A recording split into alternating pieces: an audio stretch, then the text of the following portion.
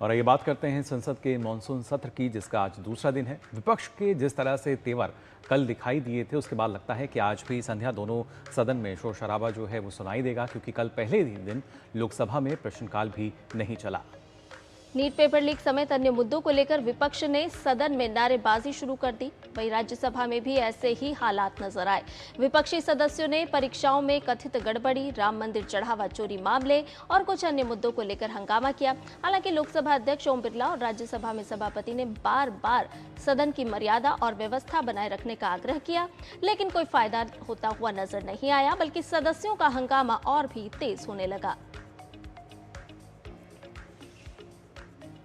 और supreme court में जजों की संख्या बढ़ाने वाले विधेयक सुप्रीम कोर्ट अमेंडमेंट बिल 2026 पर आज लोकसभा में चर्चा होगी और सरकार की कोशिश होगी कि इस बिल को आज ही पारित करा लिया जाए। इस साल मई में सरकार ने इस संशोधन विधेयक को मंजूरी दी थी, लेकिन इसके तुरंत बाद सरकार अध्यादेश लेकर आई। अध्यादेश के बाद बढ़ाई गई स्वीकृत संख्या के आधार पर सुप्रीम कोर्ट में 5 जज नियुक्त किए गए। लिहाजा इस बिल को पारित करने के लिए संविधान में संशोधन की जरूरत नहीं पड़ेगी, यानी इसे पारित करने के लिए साधारण बहुमत पर्याप्त होगा।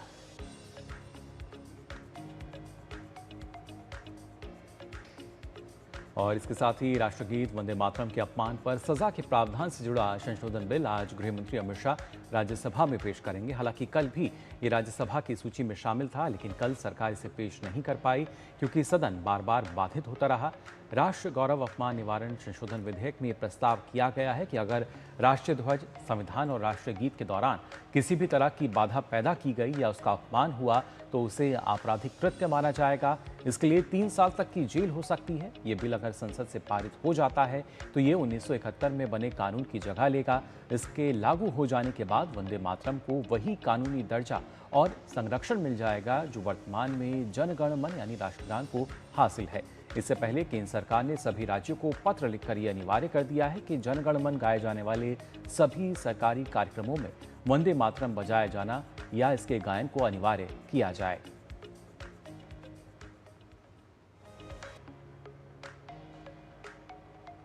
अब जिस 1971 के कानून की हम बात कर रहे हैं, आखिर ये क्या है, ये आपको एक बार बताते हैं। दरअसल राष्ट्रीय ध्वज यानी कि तिरंगा के अपमान पर रोक और साथ ही साथ संविधान के अपमान पर रोक भी ये कानून लगाता है। राष्ट्रगान के अपमान पर रोक लगाने के साथ इसका अपमान, जलाना, फाड़ना, विकृत करना, ये सभी अपराध की श्रेणी में आता है और इसीलिए इसका सम्मान करना बहुत महत्वपूर्ण है। संविधान के अपमान पर भी ये कानून रोक लगाता है। राष्ट्रगान के अपमान पर रोक है 1971 के कानून के तहत।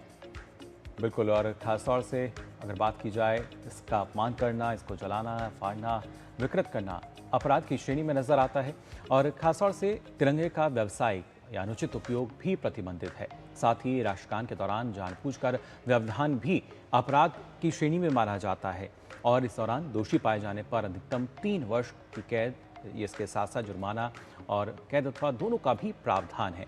वंदे मातरम का उल्लेख इसमें नहीं है, लेकिन अब अगर हम देखेंगे जिस तरीके से यहाँ पे जो संशोधन विधेयक है उसके बाद लगभग यही जो कानून है और यही तमाम जो नियम हैं वो हमारे राष्ट्रगीत पर भी लागू होंगे और उसके बाद हम देखेंगे किस तरीके से अलग अलग कार्यक्रमों में भी हम देख सकेंगे कि वहाँ भी इसी सम्मान के साथ तमाम जो नियम हैं वो हम कह सकते हैं कि उनको माना जाएगा। अब जरा तुलना भी कर लेते हैं 1971 के कानून के साथ और जो सरकार प्रस्ताव रखने जा रही है उसकी।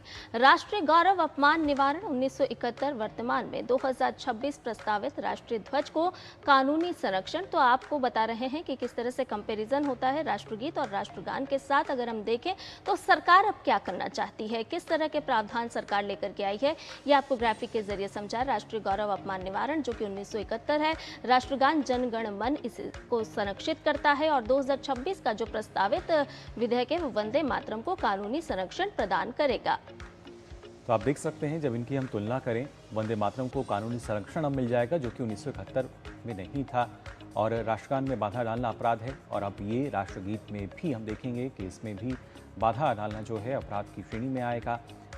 1971 के जो यानी वर्तमान राष्ट्रीय गौरव अपमान निवारण है, इसमें अधिकतम 3 साल कैद, जुर्माना या दोनों है और वंदे मातरम से जुड़े अपराध भी लगभग इस तरह के हमें नजर आएंगे। इसके दायरे में ध्वज, संविधान, राष्ट्रगान थे, अब इसमें राष्ट्रीय गीत भी शामिल हो जाएगा। राष्ट्रीय ध्वज को कानूनी संरक्षण है और इस तरीके से ये संरक्षण जो है जारी रहेगा। और हमारे संवाददाता नीरज सिंह हमारे साथ जुड़ चुके हैं। नीरज, अगर देखा जाए मॉनसून सत्र का आज दूसरा दिन है, हालांकि कल का दिन जो था हंगामेदार रहा। आज के दिन की अगर बात की जाए काफ़ी महत्वपूर्ण है, क्योंकि मंगल मिलन की बात तो हो ही रही है, लेकिन उससे भी ज़्यादा महत्वपूर्ण जो विधायी कार्य सूचीबद्ध हैं उनकी बात की जाए, क्या माना जाए, किस तरीके से आज तमाम जो विधायी कार्य हैं वो पूरे होते हुए नजर आएंगे? देखिए, बिल्कुल सरकार की मंशा तो यही है कि संसद का जो सत्र है वो सुचारू रूप से चले, और दोनों ही सदनों में सरकार ने स्पष्ट कर दिया है कि वो तमाम मुद्दों पर चर्चा करवाना चाहती है। विपक्ष जिन जिन मुद्दों पर सरकार से चर्चा करवाना या सरकार से जवाब चाहता है, सरकार नियम और कानून के तहत उन पर जो चर्चा है वो करवाना चाहती है, और विपक्ष के तमाम सवालों का जो जवाब है वो देना चाहती है। लेकिन आप देखें कि जिस तरीके से कल संसद के दोनों सत्रों में जो विपक्ष के द्वारा जो हंगामा देखने को मिला, उसकी वजह से दोनों सदनों की जो कार्रवाई है वो सुचारू रूप से नहीं चल पाई। बार बार दोनों सदनों को स्थगित करना पड़ा, और आखिरकार फिर पूरे दिन के लिए सदन की जो कार्रवाई है वो स्थगित कर दी गई, लोकसभा और राज्यसभा की। आज अगर हम बात करें तो आप देखें कि राष्ट्रीय सम्मान अपमान जो निवारण संशोधन विधेयक है वो राज्यसभा में लिस्टेड है, काफ़ी महत्वपूर्ण है। और सरकार ने कई मुद्दों पर और कई जगहों पर ये स्पष्ट किया है कि इस मानसून सत्र में कई सारे विधेयक हैं जो राष्ट्र से जुड़े हुए हैं, जनता से जुड़े हुए हैं, जिन पर जो सरकार है वो चर्चा कराना चाहती है, और चर्चा कराने के बाद उनको पास कराना चाहती है।